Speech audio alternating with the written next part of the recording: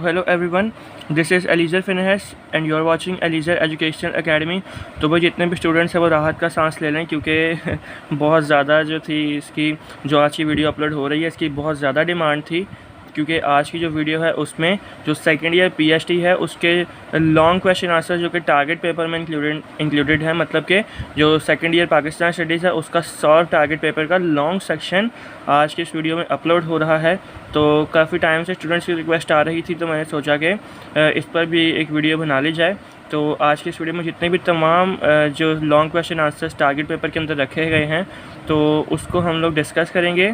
तो जिस स्टूडेंट्स ने टारगेट पेपर नहीं देखा तो उसका मैं लिंक आपको डिस्क्रिप्शन में दे दूंगा। और इसके अलावा जो शॉर्ट क्वेश्चन आंसर्स है टारगेट पेपर में वो भी हमने सॉल्व जो है वो अपलोड कर दिए हैं 2 पार्ट्स में, पार्ट 1 एंड पार्ट 2 में, और उसका लिंक भी मैंने आपको डिस्क्रिप्शन में दे दिया है। तो वहाँ से जाकर सबसे पहले आप first of all target paper को नज़र दौड़ाएँ, अगर जिस किसी ने देख लिया है तो फिर वो शॉर्ट क्वेश्चन आंसर्स की तरफ नज़र दौड़ाएँ और देन ये जो लॉन्ग क्वेश्चन आंसर्स हैं उसकी तरफ आएँ। तो आज की इस वीडियो में तमाम जितने भी लॉन्ग क्वेश्चन आंसर्स हैं वो तमाम जो है होंगे, भले वीडियो जितनी मर्ज़ी लंबी हो जाए। आज की इस वीडियो में टारगेट रखा है कि जितने भी सवालात हैं टोटल जो हमारे पास क्वेश्चन आंसर्स है वो 12 क्वेश्चन आंसर्स हैं लॉन्ग के, तो वो आज सारे के सारे इस वीडियो में डिस्कस होंगे। तो बढ़ते हैं हमने भाई जल्दी से हम लोग बढ़ते हैं फर्स्ट क्वेश्चन की जानिब। लेकिन उससे पहले देखिए, मैं आपके लिए इतने घंटों की वीडियोस बनाता हूँ सिर्फ और सिर्फ आप लोगों के लिए। मैं चाहूँ तो ये एक एक करके भी करूँगा, एक एक करके भी समझा सकता हूँ और मैं तकरीबन 10-12 दिन लगा सकता हूँ खाली इन्हीं चीज़ों पर। लेकिन अब आप लोगों के जाहिर सी बात है कि पेपर होने वाले हैं, तो मैं सिर्फ और सिर्फ आप लोगों के लिए इतना कुछ कर रहा हूँ। तो लाजमी आप अपना सपोर्ट तो शो किया करें और चैनल को सब्सक्राइब कर दें। तो फिर बढ़ते हैं जल्दी से अपनी फर्स्ट क्वेश्चन की जानिब। तो पहला हमारे पास question, discuss the political events which took place during 1940 to 1947। The era from 1940 to 1947 was the era of rapid changes। 1940 से लेकर 1947 तक का जो टाइम पीरियड था उसमें बहुत सारे चेंजेस हुए। In the past, the demand of Pakistan was not raised clearly। तो भाई इससे पहले 1940 से पहले जो पाकिस्तान की डिमांड थी वो क्लियरली इन्होंने डिमांड नहीं की थी जितने हमारे लीडर्स थे। It is due to Muslims achievements that we are living in a sovereign and independent state. और भाई टू बी ऑनेस्ट ये बिल्कुल एक तरह का एक मुस्लिम की अचीवमेंट है जिसकी वजह से हम लोग एक आज़ाद मुल्क में रह रहे हैं। विदाउट मुस्लिम स्ट्रगल हम लोग बिल्कुल भी हमें एक नई स्टेट नहीं मिल सकती थी। तो ये एक काबिल कबूल बात है। The political events from Pakistan resolution to the establishment of Pakistan are summarized as under। तो वही बता रहे हैं कि जो 1940 से लेकर 1947 तक जो भी पॉलिटिकल इवेंट्स हुए तो उसकी वो पूरी समरी नीचे दी गई है। तो फर्स्ट है Pakistan resolution 1940। Pakistan resolution was presented by governor of Bengal Maulvi Fazlul Haq at Lahore in Minto Park. तो जो पाकिस्तान रेजोल्यूशन है वो किसने प्रेजेंट किया था? वो प्रेजेंट किया था गवर्नर ऑफ बंगाल मौलवी फजलुल हक ने। और किया किधर था? लाहौर मिंटो पार्क, जिसको प्रेजेंट जो हमारा इकबाल पार्क है तो उसको वो पहले मिंटो पार्क था, तो वहाँ पर इकबाल पार्क के अंदर जो मौलवी फजलुल हक हैं उन्होंने क्या किया था? उन्होंने पाकिस्तान रेजोल्यूशन को पेश किया था। Pakistan resolution was the turning point in the history of Pakistan. तो पाकिस्तान रेजोल्यूशन जो है ये बिल्कुल एक टर्निंग पॉइंट है पाकिस्तान की हिस्ट्री में। इससे जो मुस्लिम्स और सब कॉन्टिनेंट है उनके बिल्कुल नज़रियात चेंज हो गए। It was from then onwards the Muslim League's policy was clear that they do not want united India because of the parliamentary system of India। Hindu majority would nullify, cancel the Muslim interest। तो Pakistan resolution के बाद जो मुस्लिम league के जितने भी लोग थे या मुस्लिम साउथ एशिया के जितने भी थे उन्होंने ये ठान लिया कि हमें एक मिला जुला इंडिया नहीं चाहिए जिसमें मुस्लिम्स और इंडियंस हिंदूज़ जो हैं वो इकट्ठे रहें, बल्कि उन्होंने कहा कि हमें एक अलग से स्टेट चाहिए। और क्यों चाहिए? क्योंकि उस वक्त जो इंडिया का निज़ाम था वो पार्लियामेंट्री निज़ाम था। पार्लियामेंट्री निज़ाम ऐसे था कि पूरा जो पावर थी वो हिंदुओं के पास थी और जो मतलब कि मुस्लिम्स की डिमांड थी उसे वो कैंसिल कर देते थे, उसे बिल्कुल भी कुछ भी नहीं समझते थे। तो ये जो था 1940 में पाकिस्तान रेजोल्यूशन था जो कि मोस्ट इम्पॉर्टेंट चीज़ है for the establishment of Pakistan. Second आता है क्रिप्स मिशन।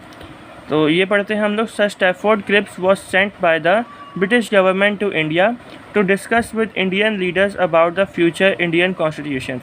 तो भाई सर स्टैफोर्ड क्रिप्स जो हैं वो ब्रिटिश गवर्नमेंट ने उन्हें इंडिया भेजा और उन्होंने वहाँ पर इसलिए उन्हें भेजा कि इंडियन लीडर्स के साथ डिस्कशन की जाए जो फ्यूचर का इंडिया का जो कॉन्स्टिट्यूशन था उस बारे में डिस्कशन की जाए। The Congress and the league rejected his proposal.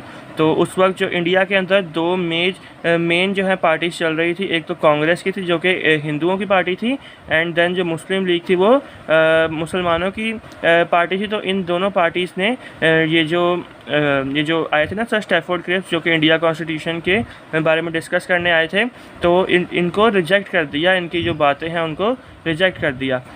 Congress characterized them as a post dated check on a failed bank। तो उन्होंने ये बोला कि एक ना मिसाल दी उन्होंने, जो कांग्रेस पार्टी थी उन्होंने मिसाल दी कि अब ये जो चेक इन्होंने काटा है ये बिल्कुल अब एक्सपायर हो चुका है, क्योंकि मतलब कि अब उन्हें अहमियत नहीं देना चाहते थे अंग्रेज़ों को। Quaid Azam said that if these were accepted the Muslims would become minority in their majority provinces as well. तो कायद आज़म ने ये फरमाया कि अगर ये जो सर स्टैफोर्ड क्रिप्स आए थे इनके अकॉर्डिंग कॉन्स्टिट्यूशन बन गया तो जहाँ पर जब मुस्लिम्स मेजॉरिटी में रह रहे हैं तो वहाँ पर भी जो मुस्लिम्स है वो माइनॉरिटी में हो जाएंगे, क्योंकि जो मुस्लिम्स हैं उनको और ज़्यादा दबा दिया जाएगा। तो ये क्रिप्स मिशन था जो कि 1942 में वाक़या हुआ था। एंड थर्ड जो इवेंट है वो भी 1942 से है, जो है क्विट इंडिया मूवमेंट। तो Congress initiated it against British, it was an open rebellion, so a large amount of people were killed। League started a slogan divide and quit India. अब जो थे कांग्रेस पार्टी थी उन्होंने काफ़ी सारे मुसलमानों को कत्ल कर दिया, और फिर जो मुस्लिम लीग है उन्होंने ये स्लोगन स्टार्ट किया कि डिवाइड एंड क्विट इंडिया, के जो इंडिया है उसको दो हिस्से में तकसीम किया जाए, जिसमें एक जो हिस्सा होगा वो मुसलमानों का होगा और सेकंड हिस्सा जो होगा वो हिंदुओं का होगा। तो ये 1942 में क्विट इंडिया मूवमेंट आई थी। फिर आ जाता है हमारे पास फोर्थ गांधी जिन्ना टॉक्स 1944। तो 1944 में गांधी और हमारे कायद आज़म साहब ने कुछ बात की थी, तो वो पढ़ते हैं क्या बात की थी। Gandhi held the talks with Jinnah about the future of India. तो गांधी जो हैं उन्होंने जो कायद आज़म मोहम्मद अली जिन्ना हैं उनके साथ इंडिया के फ्यूचर को लेकर कुछ बात की, but no fruitful result came out of it as Gandhi did not accept Muslims as a separate nation. तो जो कायद आज़म हैं उन्होंने गांधी को बोला कि हम एक सेपरेट नेशन है और हमें एक सेपरेट नेशन का रुतबा दिया जाए, हमें एक अलग से टेरिटरी दी जाए, लेकिन गांधी ने ये जो बात है कायद आज़म की ये एक्सेप्ट नहीं की। तो इसलिए ये जो इनकी बातचीत है इसका कोई भी फ़ायदा नहीं हुआ। The wall between Gandhi and Jinnah was the two nation theory. तो जो गांधी और जिन्ना के दरमियान में एक दीवार थी वो क्या थी, टू नेशन थ्योरी थी। टू नेशन थ्योरी क्या थी, तो वो जो हमने लास्ट वीडियो की है, जो पार्ट 1 किया है शॉर्ट क्वेश्चन आंसर्स का, उसमें वेरी फर्स्ट जो है इसका क्वेश्चन यही है टू नेशन थ्योरी का। तो वहाँ से जाकर आप देख सकते हैं कि टू नेशन थ्योरी क्या है। मैं बार बार एक ही चीज़ नहीं समझाऊँगा। फिर आ जाता है question number 5, Lord Wavell's plan. Lord Wavell's plan 1945, ये लॉर्ड वेवल्स का एक प्लान था 1945 में। पढ़ते हैं कि भाई क्या है ये प्लान।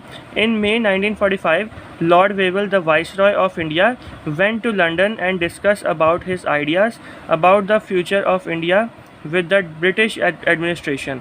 तो भाई मई 1945 में लॉर्ड वेवल जो कि इंडिया के वाइसरॉय थे वो लंदन गए और वहाँ पर जाकर उन्होंने अपने आइडियाज़ को डिस्कस किया, जो कि उन्होंने इंडिया के फ्यूचर के बारे में सोचे हुए थे, और डिस्कस किया किससे, ब्रिटिश जो गवर्नमेंट थी, ब्रिटिश एडमिनिस्ट्रेशन थी, उनसे जाकर इंडिया के फ्यूचर के बारे में डिस्कस किया। किन्होंने किया, लॉर्ड वेवल जो कि वाइसरॉय थे इंडिया के।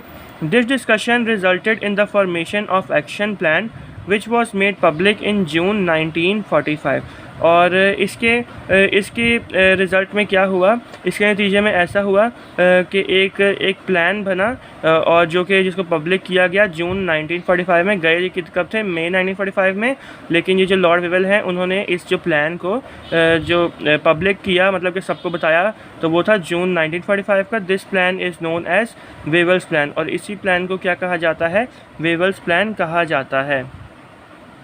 फिर आ जाता है हमारे पास पॉइंट नंबर 6 जो कि है शिमला कॉन्फ्रेंस 1945 में शिमला कॉन्फ्रेंस हुई थी। तो ये पढ़ते हैं भाई क्या है। तो lord Wavell called the conference at Shimla on 25 June 1945। अब ये जो लॉर्ड वेवेल हैं जो कि लंदन गए थे, जिन्होंने इंडिया के फ्यूचर के बारे में ब्रिटिश एडमिनिस्ट्रेशन से डिस्कशन की थी, तो उन्होंने एक कॉन्फ्रेंस बुलाई 25 जून 1945 को, और वो शिमला में जो शिमला एक शहर है इंडिया का, तो वहाँ पर कॉन्फ्रेंस बिठाई, तो इसलिए इसको शिमला कॉन्फ्रेंस का नाम दिया गया। The conference did not achieve any purpose due to one sided attitude of Lord Wavell. Quaid-e-Azam made it clear that Muslim League can represent Muslims of India.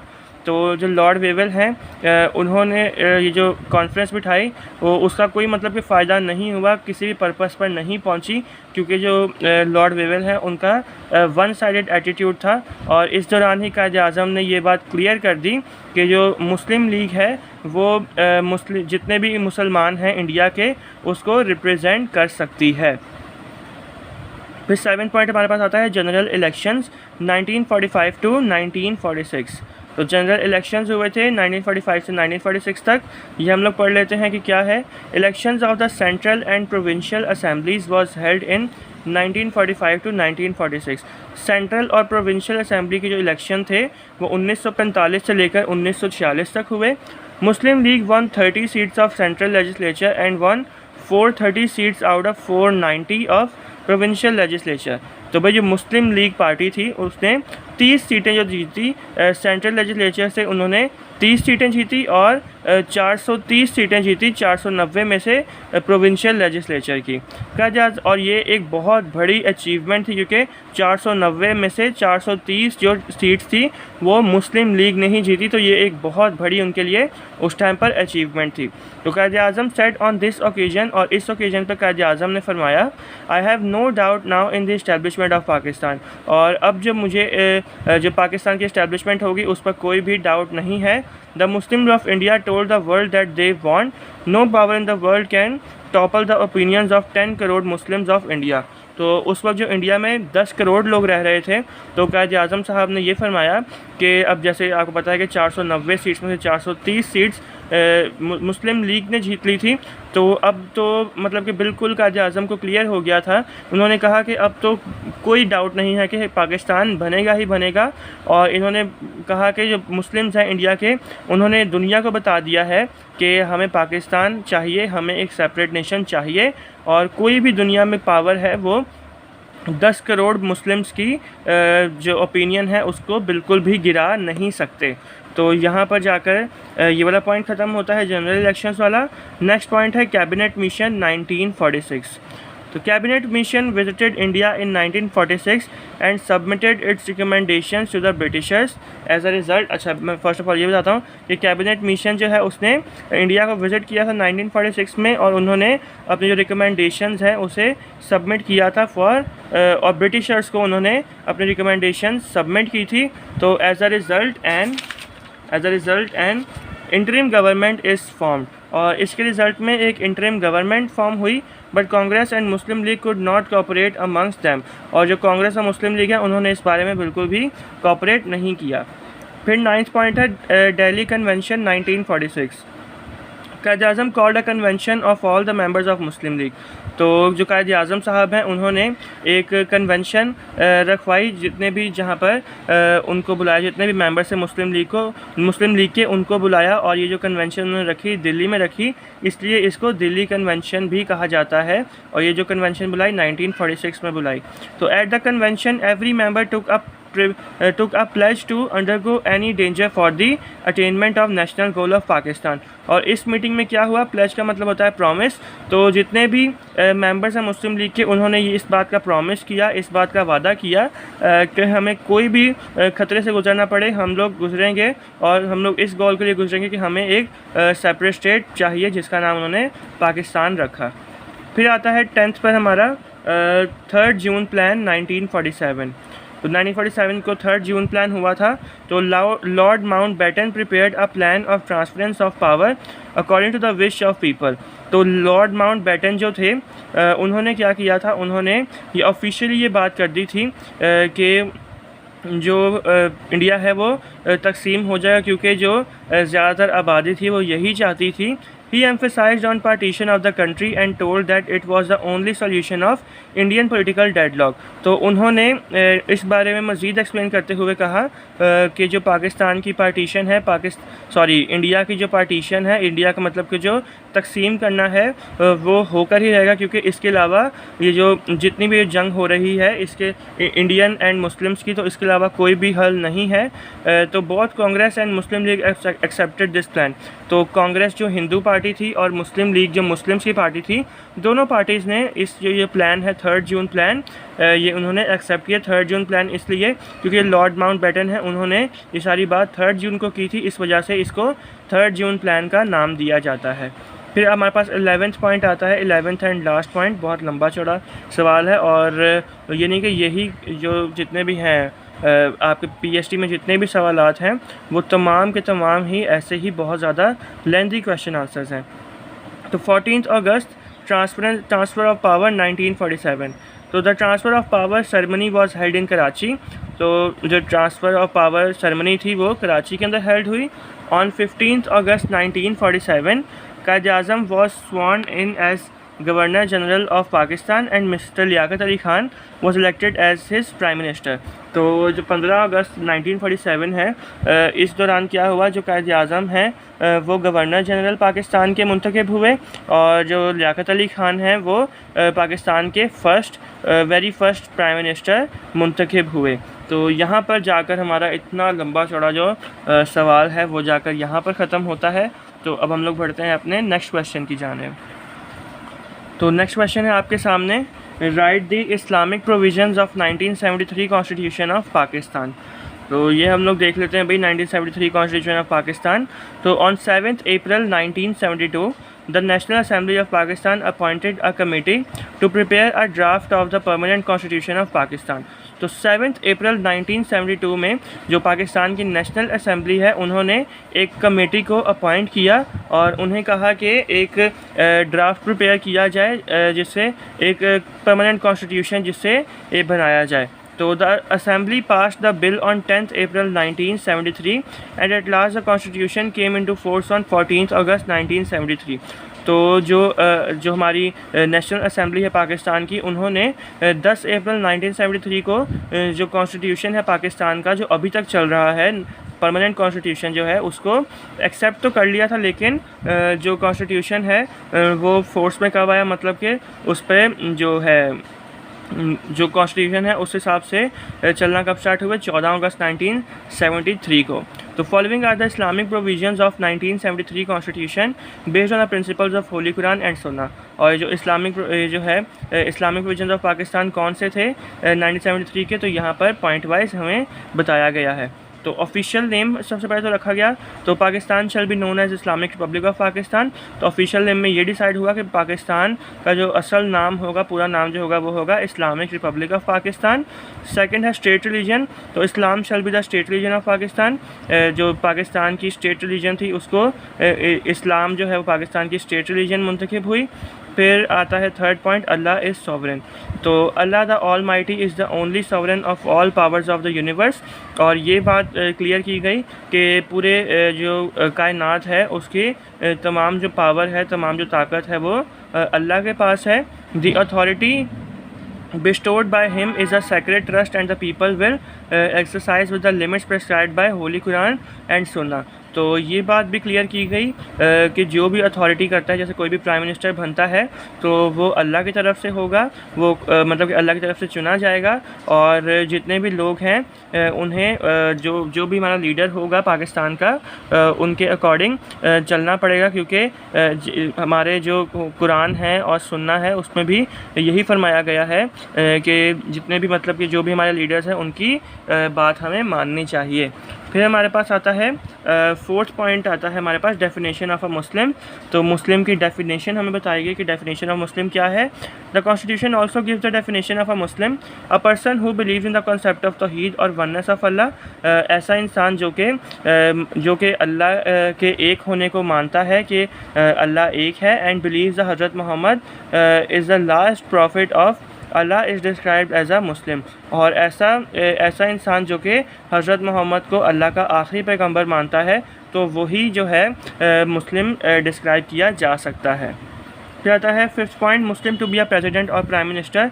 तो ये बात क्लियर की गई इस 1973 कॉन्स्टिट्यूशन में कि जो प्राइम मिनिस्टर बनेगा पाकिस्तान का या कोई भी अगर प्रेसिडेंट बनता है तो वो सिर्फ और सिर्फ मुस्लिम ही बन सकता है, नॉन मुस्लिम कोई भी प्राइम मिनिस्टर या प्रेसिडेंट नहीं बन सकता। फिर 6th पॉइंट आता है Islamic way of life. Steps will be given to enable the Muslims of Pakistan to spend their lives in according to the fundamental principles and basic concepts of Islam. तो first of all भाई जो पाकिस्तान है ये बना ही इसलिए था कि यहाँ पर जो है हम जो इबादत कर सकें वो विदाउट एनी रिस्ट्रिक्शन आज़ादी के साथ इबादत कर सकें। तो 1973 कॉन्स्टिट्यूशन में भी यही कहा गया कि जो भी इबादत करता है वो बिल्कुल आज़ादी के साथ इबादत कर सकता है और आज़ादी के साथ जितने भी कॉन्सेप्ट्स हैं इस्लाम के उसे मान सकता है। फिर 7th है promotion of social justice and eradication of social evils. The state shall take necessary steps for the promotion of social justice. तो जो पाकिस्तान स्टेट है वो हर मुमकिन स्टेप लेगा कि जो मतलब कि जस्टिस किसी को भी चाहिए होगी, किसी को भी अगर इंसाफ पर बात करेगा तो उसके लिए जो पाकिस्तान है वो नेसेसरी स्टेप्स लेगा। And eradication of social evils and shall prevent prostitution, gambling, printing, taking of injurious drugs. तो सबसे पहले तो भाई जितने भी सोशल इविल्स हैं, जितनी भी बुराइयां हैं उसका ख़ात्मा जो स्टेट है वो करेगी। जैसे फॉर एग्ज़ाम्पल प्रोस्टिट्यूशन जिसको जिस्म फरोशी कहा जाता है जो कि आजकल बहुत ज़्यादा आम हो गई है, फिर गैम्बलिंग हो गई, प्रिंटिंग हो गई, टेकिंग ऑफ इंजूरियस ड्रग्स मतलब कि मुख्तलिफ़ किस्म के नशे करना, एंड डिस्प्ले ऑफ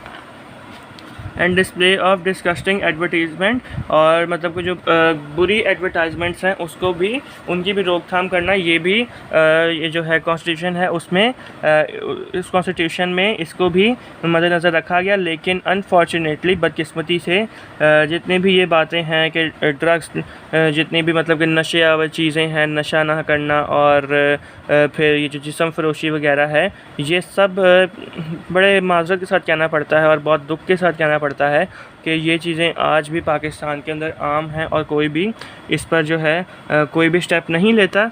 तो खैर हम लोग बढ़ते हैं अपने नेक्स्ट पॉइंट की जानिब। Teachings of holy Quran and Islamiat. The state shall try to make the teachings of holy Quran and Islamiat compulsory to encourage and facilitate the learning of Arabic language.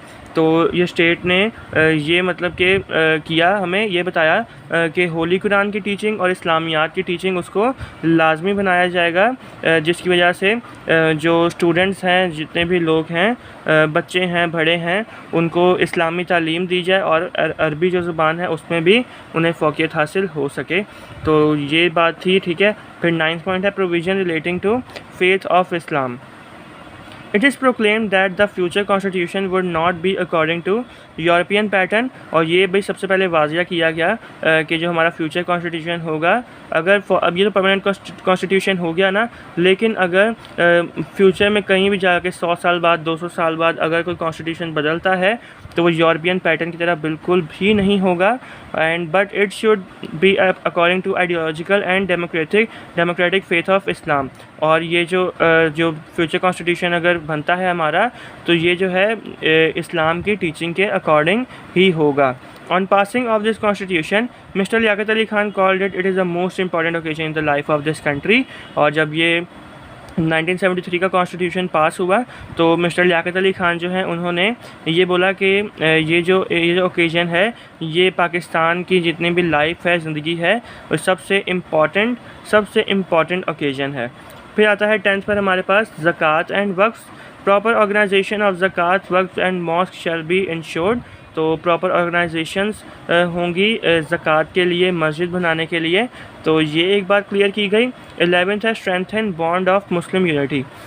तो ये हमें पॉइंट से ही जाहिर है कि मुस्लिम का बॉन्ड जो है उसको और ज़्यादा मजबूत किया जाएगा।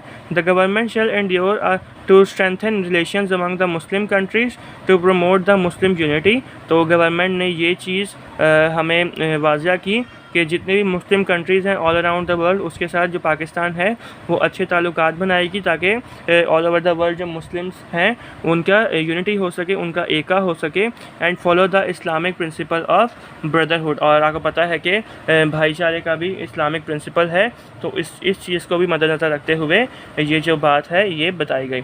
फिर 12th आता है error free publication of Quran, और मोस्ट इम्पॉर्टेंट बात ये, the government shall endure the error free printing and publication of holy Quran. तो जो भी मतलब कि होली कुरान की जो पब्लिकेशन होती है, जो शाया होती है जहाँ पर, तो वहाँ पर बिल्कुल भी ये जो गवर्नमेंट है ये इंश्योर करती है कि होली कुरान में किसी भी किस्म का जो एरर है वो नहीं आएगा। तो यहाँ पर जाकर जो हमारा क्वेश्चन है ये ख़त्म होता है। हम लोग बढ़ते हैं अपने नेक्स्ट क्वेश्चन की जानिब। तो नेक्स्ट क्वेश्चन है आपके पास, what are the salient features of Pakistani culture, और ये इस तरह से भी आ सकता है कि discuss the cultural heritage of Pakistan. तो फर्स्ट ऑफ ऑल हम लोग देखते हैं कि डेफिनेशन ऑफ कल्चर क्या है।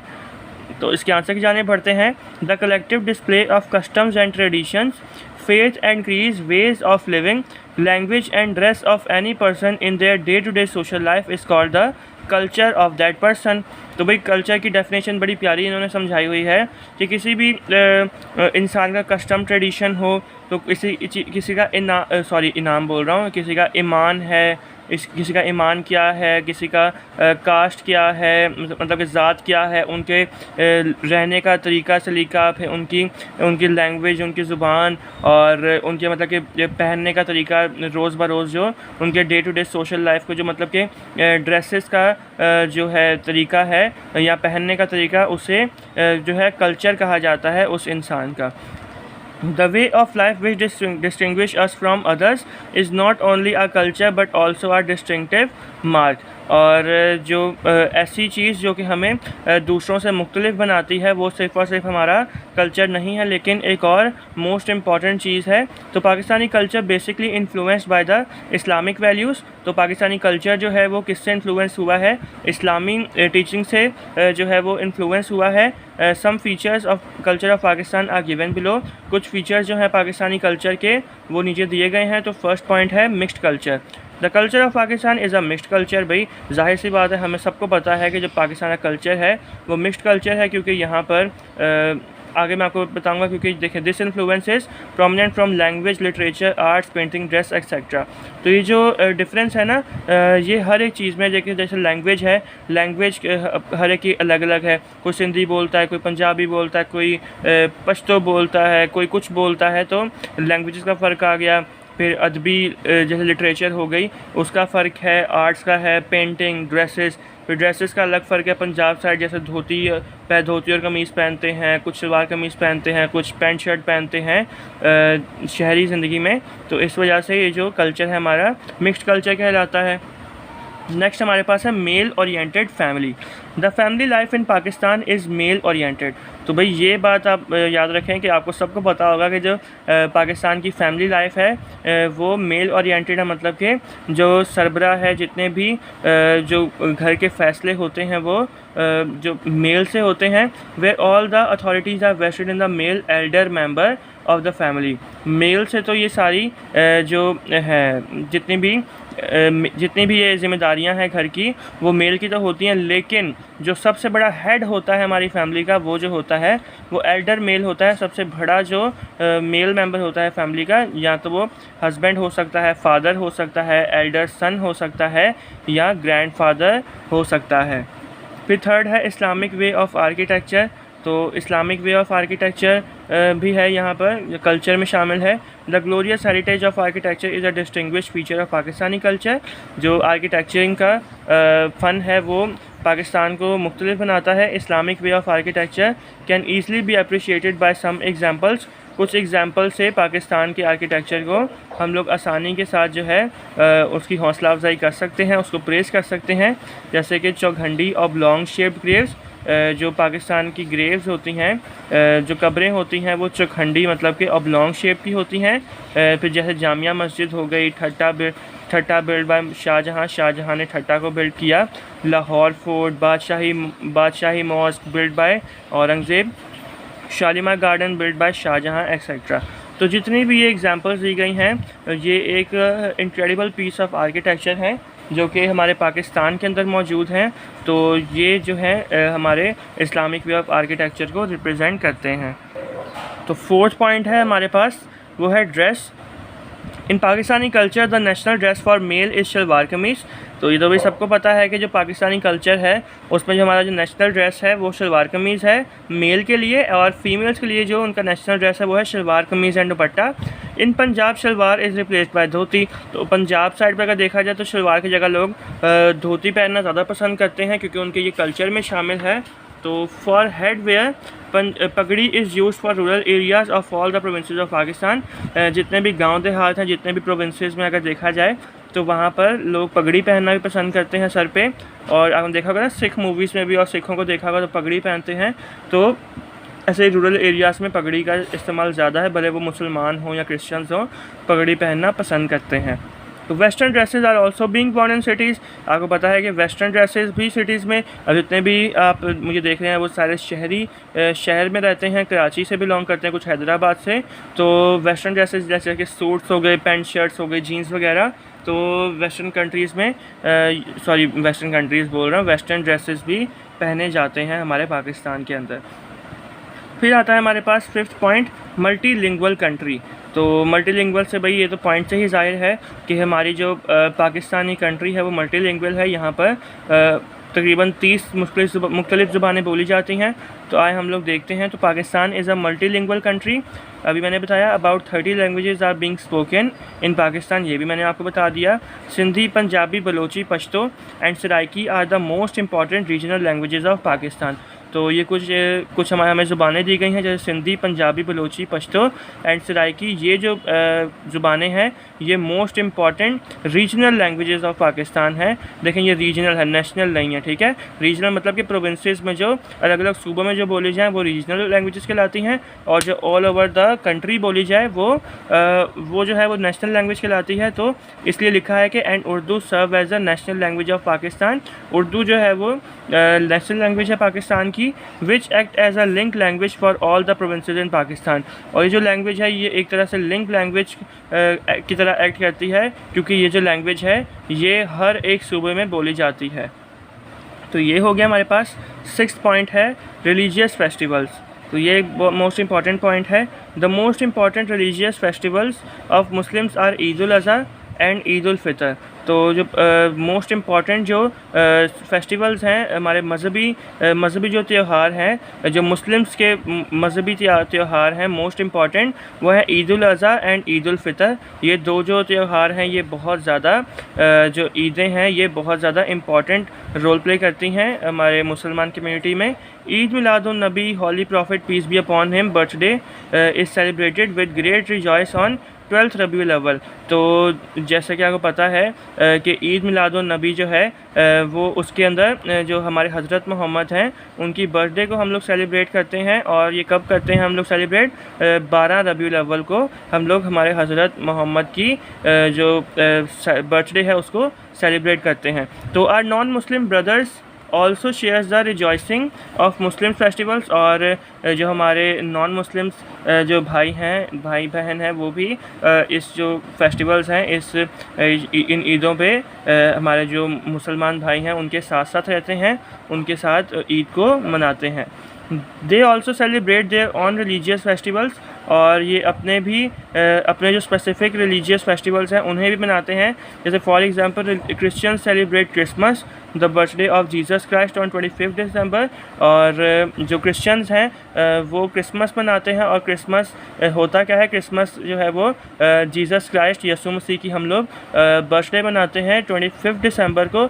एवरी ईयर 25 दिसंबर को जीसस क्राइस्ट की बर्थडे मनाई जाती है। And Hindus and Sikhs also celebrate their festivals. और हिंदूज़ और जो सिख हैं वो भी अपने अपने फेस्टिवल्स मनाते हैं, जैसे कि होली हो गई, दिवाली हो गई, दीगर काफ़ी अच्छे इनके फेस्टिवल्स हैं।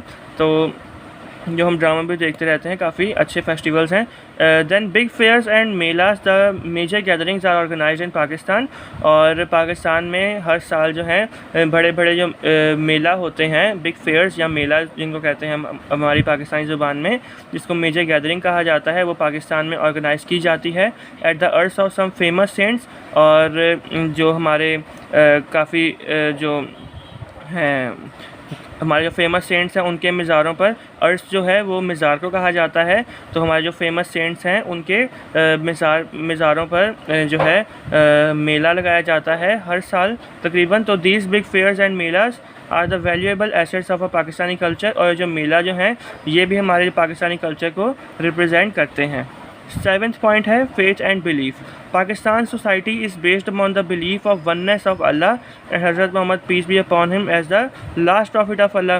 तो पाकिस्तान की सोसाइटी है वो इस चीज़ पर बेस करती है कि जो है अल्लाह जो है वो एक हैं और हज़रत मोहम्मद सल्लल्लाहु अलैहि वसल्लम जो हैं वो हमारे आखिरी नबी हैं, आखिरी पैगंबर हैं अल्लाह ताला के। It is our faith that Allah will जज our deeds at the day of judgement. और ये हमारा ईमान है, हमारा फेथ है कि अल्लाह ताला जो डे ऑफ जजमेंट होगा, जब पूछताछ का क़यामत के बाद जो पूछताछ का दिन होगा, वहाँ पर हमारे जितने भी गुनाह हैं या जितनी भी बातें हैं उसकी पूछताछ होगी। तो ये हमारा जो है फेथ है, हमारे पाकिस्तानी कल्चर का जो है फेथ है। फिर 8th पे आता है उलमास एंड सूफ़ीज़।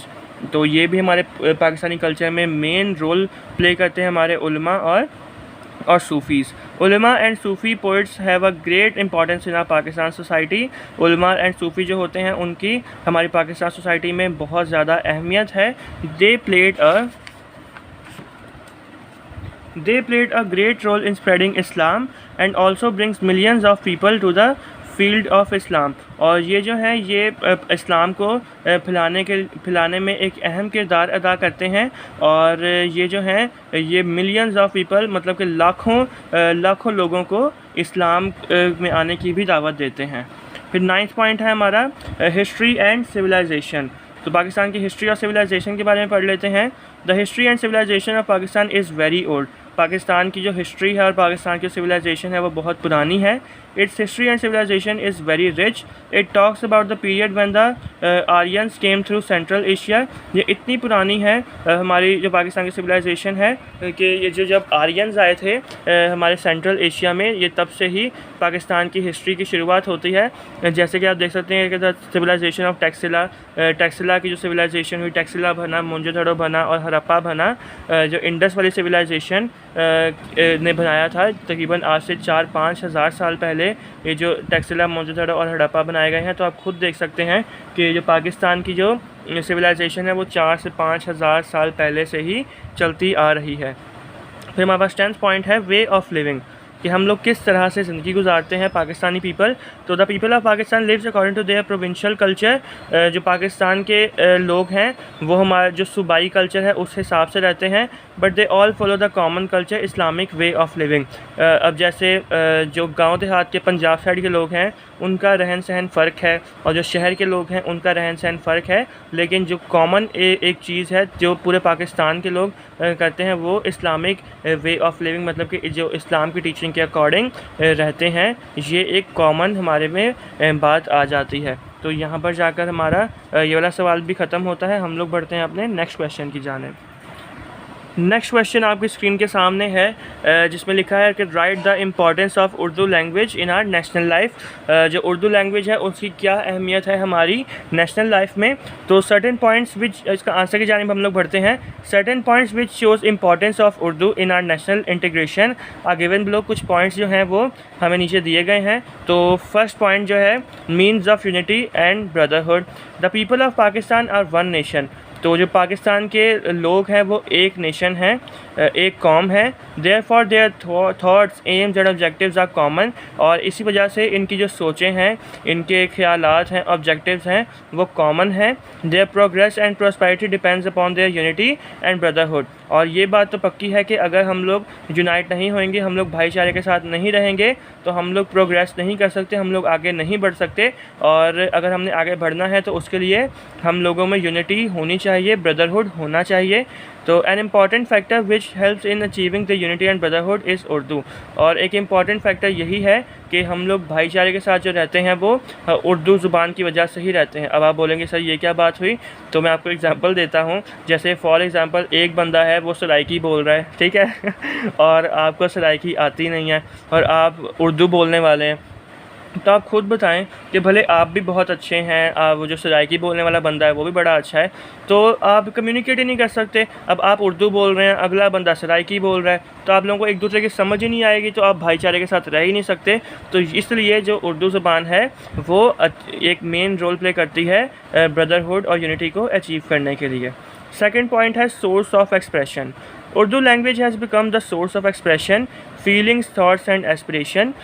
जो उर्दू लैंग्वेज है वो एक दूसरे सोर्स ऑफ एक्सप्रेशन मतलब कि एक दूसरे से डिस्कशन जब हम लोग करते हैं कोई भी बात, तो एक तरह की उर्दू लैंग्वेज ही सोर्स होती है। दुनिया किसी भी कोने में चले जाएँ तो वहाँ पर अगर आपको उर्दू लैंग्वेज आती है तो आप किसी से भी कम्युनिकेट कर सकते हैं। The two people living in different regions can understand each others desires and thoughts by Urdu. अब जैसे कोई भी लोग हैं, जैसे फॉर एग्ज़ाम्पल आपकी जो मादरी ज़ुबान है वो है सिंधी और कि अगले बंदे की मादरी ज़ुबान है वो सराइकी, तो अब आपकी सिंधी या घर पे भी आप लोग सिंधी बोलते हैं, अगला बंदा सराइकी बोलता है, तो आप लोग अगर दूसरी ज़ुबानें बोलते हैं तो आपको बिल्कुल भी एक दूसरे की समझ नहीं आएगी। लेकिन आप दोनों को उर्दू आती है तो आप आराम से एक दूसरे को समझ सकते हैं। तो एक दूसरे ये लिखा है कि different regions can understand each other desires and thoughts by Urdu. तो उर्दू ज़ुबान की वजह से हम लोग एक दूसरे को अच्छे से समझ भी सकते हैं। फिर थर्ड हमारे पास आ जाता है means of communication and cooperation. Urdu language serve as the means of communication and acts as a binding force between all the 4 provinces of Pakistan. Urdu language जो है वो चारों सूबों में बोली जाती है, इस वजह से ये जो एक बाइंडिंग फोर्स कहलाती है उर्दू ज़ुबान पाकिस्तान की। People living in different provinces realize that in spite of speaking regional languages, they all are connected with each other by our national language, which is the heritage of all. तो ये जो बात है ये तमाम लोगों को, पूरे पाकिस्तान के लोगों को पता है कि भले वो लोग जो हैं अपने अपने घरों में जो रीजनल लैंग्वेजेस हैं, जैसे फॉर एग्जांपल पश्तो, पंजाबी, सिंधी वगैरह ऐसे बोलते होंगे, लेकिन उनको ये इस बात का इल्म है कि हम लोग जो चारों सूबों में जितने भी लोग रहते हैं वो तमाम लोग जो हैं एक दूसरे से कनेक्टेड हैं सिर्फ़ और सिर्फ एक लैंग्वेज की वजह से, जिसका नाम है उर्दू। फोर्थ पॉइंट है मीडियम ऑफ इंस्ट्रक्शन।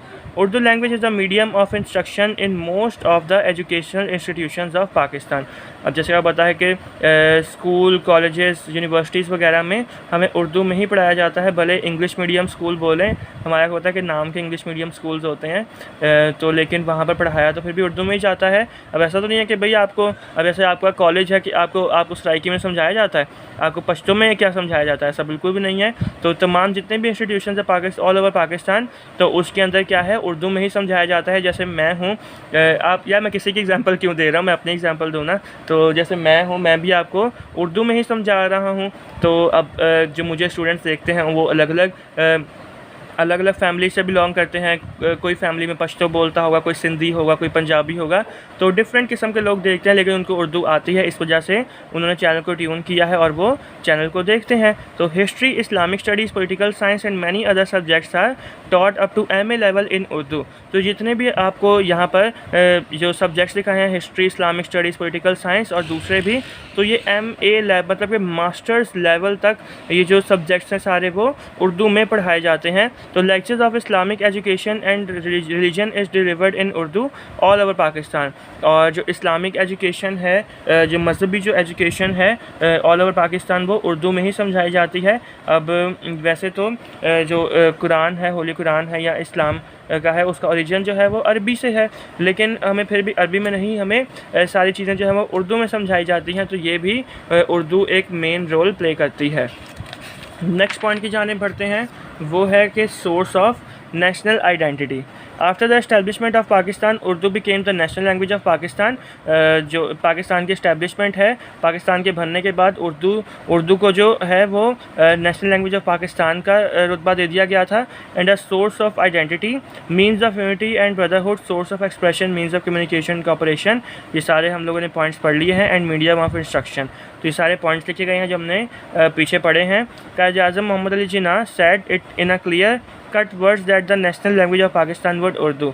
और कायद आज़म मोहम्मद अली जिन्ना जो हैं उन्होंने भी ये बिल्कुल क्लियर अल्फाजों में कहा था कि जो पाकिस्तान की नेशनल लैंग्वेज है वो उर्दू होगी। और डिस्पाइट ये कि वो लोग वो बोलते तो असल में तो इंग्लिश बोलते थे, लेकिन उन्होंने ये इस चीज़ को मद्देनज़र रखते हुए कि हर इंसान जो है वो इंग्लिश नहीं बोल सकता, तो उन्होंने जो उर्दू लैंग्वेज है उसको पाकिस्तान की नेशनल लैंग्वेज करार दे दिया। फिर 6 पॉइंट आता है Urdu an important cultural heritage of Pakistan. Urdu grew in popularity by the Mughal period and the advent of the British. तो उर्दू जो है उर्दू की पॉपुलैरिटी कैसे बढ़ी, जब मुग़ल लोग यहाँ पर साउथ एशिया में रहते थे तो उर्दू की पॉपुलैरिटी है वो बढ़ना स्टार्ट हुई। Urdu was adopted by Muslims and the Hindus alike. और ये जो उर्दू ज़ुबान है वो मुसलमानों ने अडॉप्ट कर ली, मतलब कि मुसलमान भी बोलने लग गए और हिंदू लोग भी उर्दू ही बोलने लग गए। Therefore it would not be wrong to say if it is said that Urdu is the cultural heritage of Pakistan. और इसीलिए क्योंकि ये बहुत हज़ारों साल पहले की बात है जब मुस्लिम और हिंदू जो हैं वो उर्दू बोलना शुरू हो गए थे, तो इसलिए ये कहना बिल्कुल भी गलत नहीं होगा कि जो उर्दू है वो हमारी कल्चरल हेरिटेज है हमारे पाकिस्तान की। तो कंक्लूजन के बारे में आ जाते हैं, कंक्लूजन पढ़ लेते हैं last. Being the national language of Pakistan Urdu serve as a binding force between all the provinces of Pakistan. तो ये बात हकीकत है कि जो उर्दू लैंग्वेज है वो एक बाइंडिंग फोर्स है हमारे ऑल ओवर पाकिस्तान, चारों प्रोविंसेस में बोली जाती है। और office workers have adopted the Urdu language in the official work.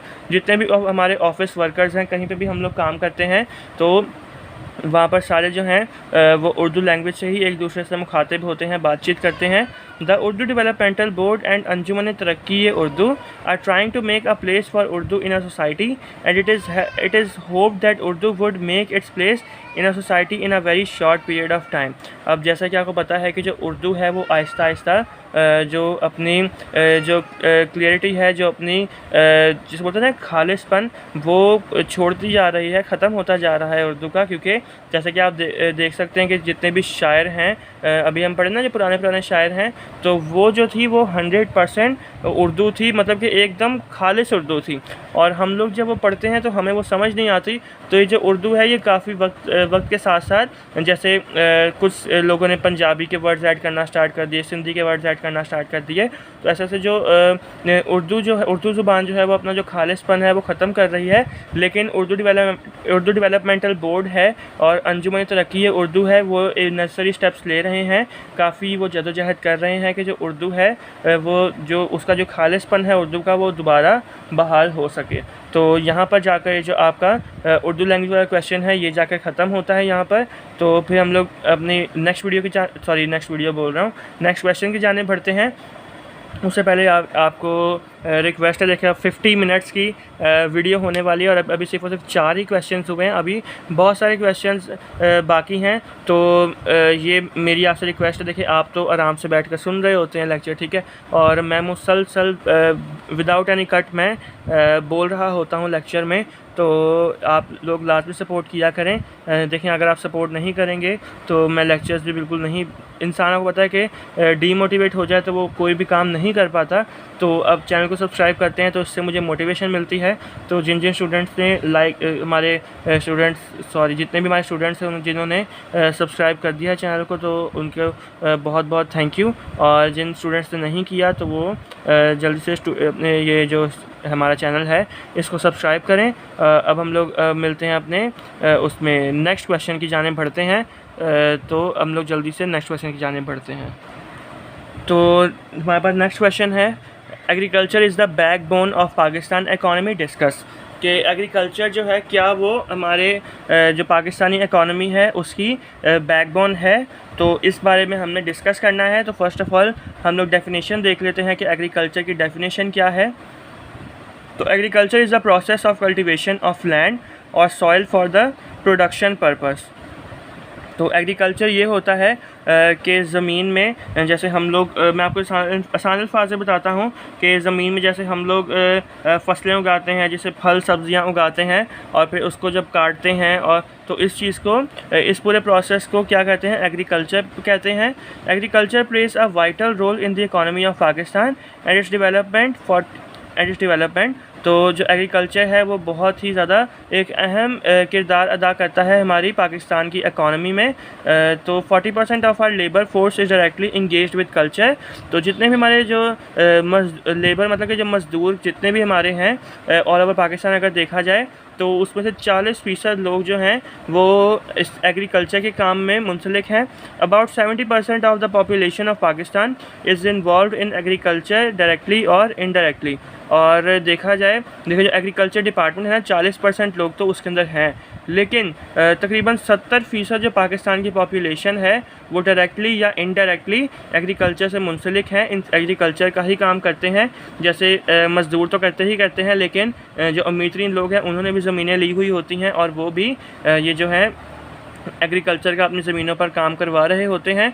तो डायरेक्टली या इनडायरेक्टली पाकिस्तान की जो आबादी है 70% आबादी इस एग्रीकल्चर के काम के साथ ही चल रही है। तो इम्पॉर्टेंस ऑफ एग्रीकल्चर सेक्टर, तो कुछ पॉइंट्स हैं हमारे पास एग्रीकल्चर सेक्टर के जिसमें बताया जाएगा कि एग्रीकल्चर सेक्टर क्यों हमारे लिए इतना इम्पॉर्टेंट है। Decreasing in rural poverty, agriculture sector plays an important role in decreasing the rural poverty. जो एग्रीकल्चर सेक्टर है हमारा वो एक बहुत ही अहम किरदार अदा कर रहा है। जितने भी जो गांव देहात के लोग हैं आपको पता है कि वो बहुत ज़्यादा बेरोज़गार होते हैं और ज़िंदगी उनके लिए बहुत ज़्यादा मुश्किल होती है एज़ कम्पेयर टू शहरी ज़िंदगी। तो जो एग्रीकल्चर सेक्टर है वो ये है कि जॉब प्रोवाइड कर देता है जितने भी बेरोज़गार होते हैं, तो जितनी भी गरीबी है उसको दूर करता है उनकी। तो green revolution technology in irrigation improved seeds and fertilizers plays a very vital role in the increasing of agricultural production which results in increasing in GDP। तो जो ग्रीन रेवोल्यूशन टेक्नोलॉजी है ये प्रोवाइड करता है हमें इम्प्रूव सीड्स प्रोवाइड करता है, अच्छी खाद प्रोवाइड करता है, और जिसकी वजह से जो हमारी एग्रीकल्चरल प्रोडक्शन है, जो फसलों की प्रोडक्शन है वो बहुत ज़्यादा हो गई है टाइम टू टाइम अगर देखा जाए। Resulting in GDP gross domestic product. तो जीडीपी का जो जीडीपी का वो जो है फुल फॉर्म है वो है ग्रॉस डोमेस्टिक प्रोडक्ट। तो जितने भी हमें प्रोडक्ट जो मिलता है, जो सब्जियां मिलती हैं, फल मिलते हैं, तो वो बहुत ज़्यादा मिलते हैं क्योंकि अच्छे सीड्स लगाए जाते हैं और अच्छी खाद होती है। From this technology the farmers having land gain the opportunity for more agricultural production दस गेटिंग द रिवॉर्ड। तो इस वजह से जब अच्छे सीड्स यूज़ होते हैं और अच्छी खाद यूज़ होती है तो जो फार्मर्स जो हैं, जितने भी किसान हैं जो फसल उगाते हैं और वो फसल बहुत ज़्यादा होती है, और जाहिर सी बात है कि ज़्यादा फसल होगी तो उनको जो पैसे हैं वो भी ज़्यादा ही मिलेंगे। वही होगी ना बिलावल भुट्टो वाली बात, जब ज़्यादा बारिश आता है तो ज़्यादा पानी आता है। तो वही बात है कि जब ज़्यादा फसल आता है तो ज़्यादा पैसा आता है। तो in this way the decrease in rural poverty takes place. और इसी वजह से जो हमारी जो रूरल पॉवर्टी है, जो गरीबी है हमारे पंजाब साइड के लोगों की, गांव देहात के लोगों की, तो वो कम से कम तर हो जाती है क्योंकि जो है मैंने बताया ना बिलावल भुट्टो की, तो मैं बार बार नहीं बोलूँगा, ठीक है। तो सेकंड हमारे पास आता है point development of banking sector. Agriculture sector also plays an important role in the development of banking sector. जो एग्रीकल्चर सेक्टर है वो एक और अच्छा रोल प्ले कर रहा है और वो जो है बैंकिंग सेक्टर को भी डेवलप कर रहा है। When government realized the importance of agriculture, it took necessary steps for the production of crops and provide credit facilities to farmers on a low interest rates। तो भाई जब हमारी जो गवर्नमेंट है उनको इस बात का पता चला, इस बात का रियलाइज़ हुआ कि एग्रीकल्चर जो है वो पाकिस्तान की इकॉनमी के लिए बहुत ज़्यादा अच्छी साबित हो रही है। तो पाकिस्तानी जो गवर्नमेंट है उन्होंने क्या किया, जितने भी फार्मर्स हैं, जितने भी किसान हैं, उन्हें खाद लेने के लिए या जितने भी बीज लेने के लिए उन्हें क्या किया, उन्हें कर्ज़ा देना स्टार्ट कर दिया और बहुत ही कम सूद पर उन्हें कर्ज़ा देना स्टार्ट कर दिया ताकि वो अपना जो है फसलें उगा सकें, जो कि पाकिस्तान की इकॉनमी के लिए भी अच्छा हो और उनको भी, जिससे जो किसान हैं, फार्मर्स हैं, उनको भी इससे बहुत ज़्यादा फ़ायदा हुआ। By utilizing this credit facility, farmers will be able to produce more and more crops. और जो किसान हैं, जैसे ही उनको इस बात का पता चला कि जो गवर्नमेंट है वो बहुत ही कम शरह सूद पर जो है वो कर्ज़ा दे रही है, तो जब फार्मर्स ने कर्ज़ा लेकर ज़्यादा पैसों के जब उन्होंने जो बीज हैं वो ख़रीदे, तो जाहिर सी बात है कि ज़्यादा से ज़्यादा उन्हें फ़ायदा भी हुआ। तो for this purpose government established ZTBL and other financial institutes for the provision of credit facilities to farmers. तो इसी वजह से जो गवर्नमेंट है उन्होंने ZTBL और दूसरे फाइनेंशियल इंस्टीट्यूट्स को रब्ता किया ताकि वो जो भी किसान हैं उन्हें जो कर्ज़ की फैसिलिटी है वो प्रोवाइड कर सकें। In this way the development of banking sector can take place. और इसी वजह से जो बैंकिंग सेक्टर है उसकी भी डेवलपमेंट हुई। फिर आता है हमारे पास next third point, supply of food. Food is the essential source of life and agriculture sector provides all the food items such as wheat, rice, grain, corn, pulses, sugarcane, vegetables and fruits etc. तो ये बात तो सबको पता है कि भाई जो फूड जो है वो असेंशियल सोर्स ऑफ लाइफ है, और खाने के बगैर जो इंसान है वो ज़िंदा नहीं रह सकता। ज़िंदगी बिल्कुल भी पॉसिबल नहीं है खाने के बगैर, खा वो इंसान हो या कोई भी जानवर हो, खाना मस्ट होता है। तो ये जो खाना है, ये जितने भी फूड प्रोडक्ट्स हैं ये एग्रीकल्चर सेक्टर से ही आते हैं। जितनी भी हम सब्जियां खाते हैं, जितने भी हम लोग फ्रूट्स वगैरह खाते हैं, ये सब कुछ कहाँ से आता है? एग्रीकल्चर सेक्टर से ही आता है। और यहाँ पर एग्जांपल्स भी दी गई हैं, जैसे आटा हो गया, चावल, दालें, कॉर्न्स हो गई, pulses, sugar cane, vegetables and fruits etcetera. Pakistan is the major exporter of rice. और ये बात याद रखिएगा, पाकिस्तान जो है वो सबसे ज़्यादा अमाउंट में चावल जो है वो दूसरी कंट्रीज़ में एक्सपोर्ट करता है। फोर्थ है फ़ॉरेन एक्सचेंज अर्निंग। तो फ़ॉरेन एक्सचेंज अर्निंग जो है ये मैंने कंप्लीट जो है वो समझाया हुआ है। हमने जो शॉर्ट क्वेश्चन आंसर्स किए हैं वो डिस्क्रिप्शन में मैंने आपको लिंक दिया हुआ है। पार्ट 1 एंड पार्ट 2 दो पार्ट्स में हमने उसको कवर किया है। तो इसमें ये है कि ये मैंने आपको सारा उसमें समझाया हुआ है, वहाँ पर आप देखेंगे तो आपको इसकी अच्छे से समझ आ जाएगी। तो हम लोग नेक्स्ट बढ़ते हैं, सप्लाई ऑफ रॉ मटेरियल। तो एग्रीकल्चर सेक्टर, हाँ ये भी मैंने समझाया हुआ है, सप्लाई ऑफ रॉ मटेरियल ये भी मैंने आपको समझाया हुआ है, ये भी आप वहाँ से ही देख लीजिएगा। तो ये भी मैंने समझाया हुआ है। सोर्स ऑफ नेशनल इकोनॉमी, क्योंकि ये जो है ये क्वेश्चन जो है ये शॉर्ट में भी आता है, तो इसलिए ये जो है ये मैंने सारी चीज़ें समझाई हुई हैं। तो ये आप वहाँ से जाकर समझ सकते हैं, मैंने आपको डिटेल में ये सारी चीज़ें समझाई हुई हैं। फिर नेक्स्ट और लास्ट हमारे पास पॉइंट है, ये मैंने आपको नहीं समझाया तो ये मैं आपको समझा देता हूँ। तो point number 8, role of dairy farming. तो dairy farming of agricultural sector also plays an important role in the economic development. जो डेयरी फार्मिंग है एग्रीकल्चर सेक्टर की, वो भी एक अहम किरदार अदा करती है पाकिस्तान की इकॉनमी में, पाकिस्तान की इकॉनमी को बढ़ाने में, डेवलप करने में। Dairy farming has a huge contribution in the economy of the country.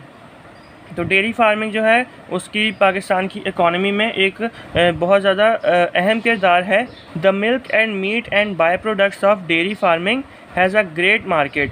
अब जाहिर सी बात है, जब जो डेयरी फार्मिंग होती है, जैसे आप देखें ना जो बाड़े बने होते हैं, ये पंजाबी में बोलते हैं बाड़े, तो जैसे दूध है, गोश्त है, तो इसका जो इस फार्मिंग के जो प्रोडक्ट्स हैं वो बहुत ज़्यादा फ़ायदेमंद होते हैं, और जो डेयरी फार्मिंग करते हैं वो बहुत ज़्यादा फ़ायदेमंद साबित होते हैं। The farmers receive great return by the production and providing of these products. वही बात हो गई, जो फार्मर्स हैं, जो होते हैं फार्मर्स, उनको बहुत अच्छा खासा प्रॉफिट होता है। जो भी डेयरी फार्मिंग करते हैं वो दूध से भी पैसे कमाते हैं, फिर जो जानवर बेचकर उनके जो गोश्त करते हैं उनसे भी काफ़ी उन्हें फ़ायदा होता है। Due to this process, the earning of per capita increases as well as it increases the national income of the economy. उनको तो फ़ायदा होता ही होता है, और जो पाकिस्तान का जो नेशनल जो इनकम है उसमें भी पाकिस्तान को बहुत ज़्यादा फ़ायदा होता है। तो यहाँ पर जाकर आपका ये वाला क्वेश्चन ख़त्म होता है। हम लोग बढ़ते हैं अपने नेक्स्ट क्वेश्चन की जानिब। तो जो नेक्स्ट क्वेश्चन है आपके पास वो है, write down the principles of foreign policy of Pakistan. Every country has to develop relations with other countries in order to meet its requirement in industrial, technological and economical fields. अब ये तो भाई 100% सही बात है कि जितने भी कंट्रीज़ हैं इस दुनिया में उन्हें दूसरी कंट्रीज़ के साथ अच्छे जो ताल्लुकात हैं वो बनाने पड़ते हैं ताकि उनकी जो रिक्वायरमेंट्स है वो पूरी हो सकें। इंडस्ट्रियल रिक्वायरमेंट, टेक्नोलॉजिकल रिक्वायरमेंट और इकोनॉमिकल रिक्वायरमेंट के लिए ये लाजमी है कि दूसरी कंट्रीज़ के साथ अच्छे ताल्लुकात बनाए जाएँ। It is thus necessary for all the countries to formulate its foreign policy. और ये हर एक कंट्री के लिए यही अहम बात है कि हर एक कंट्री जो है दूसरी कंट्री के साथ अच्छे ताल्लुकात बनाए ताकि इसी को फॉरेन पॉलिसी भी कहा जाता है, दूसरी कंट्रीज़ के साथ ताल्लुकात बनाने को। Pakistan has also formulate its foreign policy, और पाकिस्तान ने भी अच्छे खासे जो फॉरेन जो कंट्रीज़ हैं अच्छे खासे ताल्लुकात उनके साथ बनाए हुए हैं। It is the most important third world country in its developmental stage, keeping in mind it's geography, politics and economy. और पाकिस्तान जो है ये तीसरी इम्पॉर्टेंट कंट्री है दुनिया में जो कि अपने डेवलपमेंटल स्टेज पर है, और इन्होंने अपने जो माइंड में ये चीज़ रखी हुई है, अपनी ज्योग्राफी, पॉलिटिक्स और इकोनॉमी को अपने दिमाग में रखा हुआ है। और तीसरी सबसे बड़ी कंट्री नहीं मैं बोल रहा, तीसरी ऐसी कंट्री है दुनिया में जो मोस्ट इम्पॉर्टेंट है, जो कि डेवलपमेंटल स्टेज में है, जो कि अभी डेवलप कर रही है। ठीक है, तो ये पॉइंट्स लाजमी गौर से सुनना करें। फिर आते हैं प्रिंसिपल्स ऑफ फॉरेन पॉलिसी। ये तो होगा इंट्रोडक्शन, ये पूरा जो हमने पैराग्राफ पढ़ा ना ये पूरा इंट्रोडक्शन था। अब हमारे पास आता है start for principles of foreign policy of Pakistan. तो following are the principles of foreign policy of Pakistan. First जो हमारे पास प्रिंसिपल है वो है protection of independence and sovereignty. Pakistan came into being by the sacrifice of millions of Muslims like any other country. तो पाकिस्तान जो है वो हमें कैसे मिला? पाकिस्तान जाहिर सी बात है कि जब पाकिस्तान बन रहा था हमें पता है कि मिलियंस ऑफ जो हज़ारों या लाखों लोग जो हमारे थे वो शहीद किए गए जब पाकिस्तान को बनाया गया। तो Pakistan also concern about the need of protection of its independence. और जब ये सारे वाक़या हुए हमने अपने लाखों जो बहन भाई हैं उनको खोया, तो पाकिस्तान इस चीज़ के बारे में कंसर्न है कि पाकिस्तान है उसकी प्रोटेक्शन अच्छी हो, और and not to allow any other country to attack its freedom. और पाकिस्तान और ये भी चीज़ मद्देनज़र रखी गई कि कोई भी जो कोई दूसरी कंट्री है वो पाकिस्तान को अटैक ना कर सके। तो therefore the principle of the protection of independence is the corner stone of Pakistan foreign policy. और जो पाकिस्तान की फ़ॉरेन पॉलिसी है वो यही है कि पाकिस्तान जो है वो आज़ादी के साथ रह सके, और कोई भी जो पाकिस्तान है कोई भी जो है वो पाकिस्तान पर हमला ना कर पाए। सेकंड है cordial relations with Muslim countries. तो ये हम लोग पढ़ लेते हैं। Pakistan always tries to maintain cordial and friendly relations with Muslim countries. Pakistan ने हमेशा चाहा है कि वो अच्छे ताल्लुकात रखे जितने मुस्लिम कंट्रीज़ हैं ऑल ओवर द वर्ल्ड उनके साथ, और बहुत हद तक इस चीज़ में कामयाब भी है। और जितने मुस्लिम कंट्रीज़ हैं पाकिस्तान के बहुत अच्छे ताल्लुकात हैं तमाम मुस्लिम कंट्रीज़ के साथ। It had shows concern against Israel, India and USSR capturing Palestine, Kashmir and Afghanistan. लेकिन पाकिस्तान जो है कुछ कंट्रीज़ के साथ अच्छे ताल्लुकात नहीं रखता, जैसे कि इसराइल हो गया, इसराइल के साथ नहीं रखते क्योंकि उन्होंने फ़लस्तीन पर अटैक किया। फिर इंडिया पे इसलिए वो जो है पाकिस्तान के जो है अच्छे ताल्लुकात नहीं रखते क्योंकि उन्होंने कश्मीर को हथियाया हुआ है। एंड नेक्स्ट आ जाता है यूनाइटेड स्टेट्स, जिन्होंने अफ़गानिस्तान के साथ बिल्कुल भी अच्छा बर्ताव नहीं किया, और इस वजह से जो पाकिस्तान है इन तीन कंट्रीज़ के साथ अच्छे ताल्लुकात रखना बिल्कुल भी पसंद नहीं करता। Pakistan is shouldering its responsibilities and shows influence to enhance the rights of Muslims. Pakistan is shouldering its responsibilities, sorry मैंने सही से गौर से पढ़ा नहीं। Pakistan is shouldering its responsibilities and shows influence to enhance the rights of Muslim. Pakistan is also a current member of the Islamic conference. तो पाकिस्तान जो है वो पूरी अपनी रिस्पॉन्सिबिलिटी शो करता है कि जो जितने भी मुस्लिम हैं पाकिस्तान में उनके जो हकूक़ हैं वो मिल सकें, और पाकिस्तान जो है वो इस्लामिक कॉन्फ्रेंस का भी मेंबर है। तो OIC है ना, ऑर्गेनाइजेशन ऑफ इस्लामिक कॉन्फ्रेंस, तो OIC का भी पाकिस्तान मेंबर है। फिर आते हैं थर्ड पॉइंट पे, non interference in international relations of other state. Pakistan always tries to maintain cordial and friendly relations with other countries, हमने अभी पढ़ा, specially with the neighbouring countries. Pakistan ने हमेशा चाहा है कि वो अच्छे रिलेशंस रखे जितनी भी कंट्रीज़ हैं ऑल ओवर द वर्ल्ड, और स्पेशली जो हमारी नेबरिंग कंट्रीज़ हैं उनके साथ भी। In order to accomplish the principle of national sovereignty, no use of force and non-interference in the internal affairs of the state. और इसी चीज़ को मद्देनज़र रखते हुए जो पर्सनल चीज़ें जो भी चल रही हैं दूसरी कंट्रीज़ के साथ, तो पाकिस्तान गवर्नमेंट ने ये डिसाइड किया है कि उनके किसी भी हम लोग इंटरनल मैटर के अंदर नहीं आएंगे और अच्छे जो ताल्लुकात हैं वो रखेंगे। फोर्थ पॉइंट है implementation of UN charter. Pakistan's policy is to act upon UN Charter and support all the moves of UN Charter to implement it। आपको पता है कि पाकिस्तान जो है यूनाइटेड नेशंस का भी मेंबर है, और पाकिस्तान की ये पॉलिसी है कि जो भी बातें जो हैं जो यूनाइटेड नेशन ऑर्गेनाइजेशन है वो उन्हें कहेगा और उसी पर ही जो पाकिस्तान है वो इम्प्लीमेंट करेगा, क्योंकि जो यूनाइटेड नेशन ऑर्गेनाइजेशन है वो दुनिया में अमन चाहती है और पाकिस्तान भी अमन का ही एक निशान है। Pakistan has been the member of United Nation organisation since the year of its birth. और जब से पाकिस्तान बना है यूनाइटेड नेशन ऑर्गेनाइजेशन, तो जब सेकेंड वर्ल्ड वॉर ख़त्म हुई थी तो तब से ही है। लेकिन जब पाकिस्तान जब बना 1947 में, तो तब से 1948 से लेकर अभी तक जो पाकिस्तान है, तब मतलब जब से उसकी बर्थ हुई पाकिस्तान की, तो तब से ही पाकिस्तान जो है ये यूनाइटेड नेशंस ऑर्गेनाइजेशन का मेंबर है। फिफ्थ पॉइंट है promoting peace in the world. Pakistan जो है वो पीस को प्रमोट कर रहा है पूरे वर्ल्ड में। Pakistan policy is to promote peace among the nations, अभी मैंने बता दिया। Pakistan does not have any aggressive intentions for any country and does not support any country who poses. और पाकिस्तान जो है किसी भी कंट्री पर जो है वो बुरी नज़र नहीं रखता, और ना ही कभी पाकिस्तान ने किसी कंट्री का बुरा चाहा, और कोई भी कंट्री अगर ऐसा करती है तो उस कंट्री को पाकिस्तान सपोर्ट नहीं करता। Who possessed aggressive intentions towards other countries, ऐसी कंट्री जो कि दूसरी कंट्री के बारे में गलत सोचती हैं, तो ऐसी कंट्रीज़ को पाकिस्तान जो है वो भी अच्छा नहीं समझता, पसंद नहीं करता हमारी।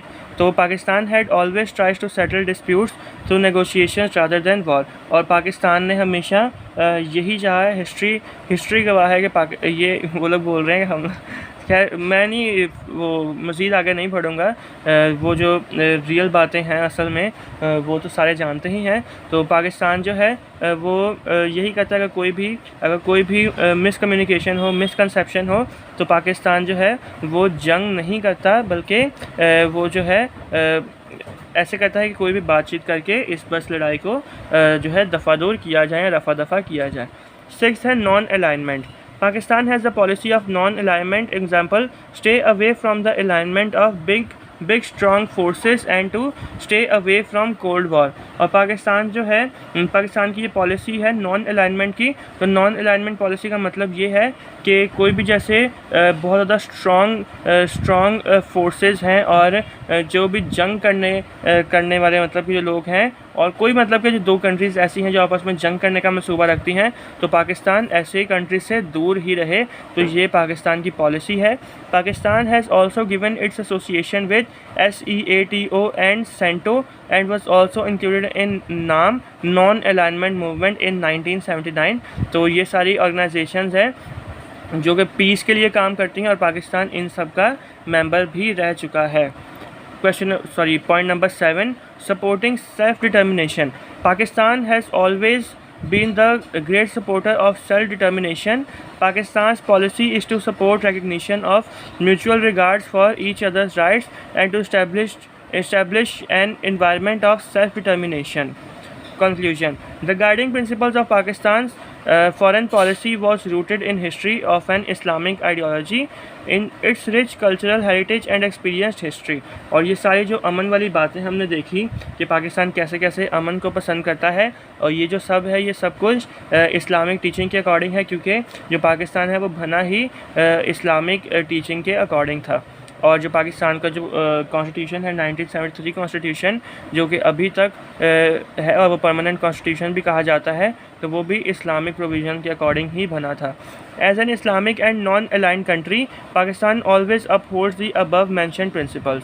तो अगर हम लोग एक अच्छी इस्लामिक कंट्री बनना चाहते हैं तो जितने भी हमने पॉइंट्स ऊपर डिस्कस किए तो इस पर हमें अच्छे से जो है अमल करना चाहिए। तो यहाँ पर जाकर हमारा ये वाला सवाल भी ख़त्म होता है। हम लोग बढ़ते हैं अपने नेक्स्ट क्वेश्चन की जानिब। तो एक आपको काइंडली बात बता दूं कि सोचा तो यही था कि एक ही वीडियो में जितने भी लॉन्ग क्वेश्चन आंसर्स जो हैं वो कंप्लीट करूं, लेकिन एक ज़रूरी काम है जिसकी वजह से मुझे अभी के अभी जाना पड़ेगा। तो इस वजह से ये जो आज की वीडियो है वो यहीं तक होगी, जिसमें हमने टोटल 6 क्वेश्चंस हमने डिस्कस कर लिए हैं जो कि टारगेट पेपर में इंक्लूड थे। और ये है कि अब जो नेक्स्ट हम लोग करेंगे क्वेश्चन आंसर वो यहीं से ही स्टार्ट होंगे। क्वेश्चन नंबर 7 से लेकर 13 तक टोटल जो टारगेट पेपर है हमारा, उसके अंदर हमने 13 लॉन्ग क्वेश्चन आंसर्स रखे थे, जिसके अंदर 6 जो लॉन्ग क्वेश्चन आंसर्स हैं वो इस वीडियो में डिस्कस कर लिए हैं। बाकी के जो 7 रह गए हैं वो कल वाली वीडियो में हम लोग डिस्कस करेंगे। तो अगर आपको इससे थोड़ी सी भी आपको इस जो लेक्चर है थोड़ी सी भी आपको लगता है कि आपको फ़ायदा हुआ है तो लाजमी आप अपना सपोर्ट शो किया करें, अपने टीचर को मोटिवेट किया करें, चैनल को सब्सक्राइब कर दें और बेल आइकन को भी प्रेस कर दें ताकि हर नए आने वाली वीडियो का नोटिफिकेशन आपको जल्द से जल्द रिसीव हो सके।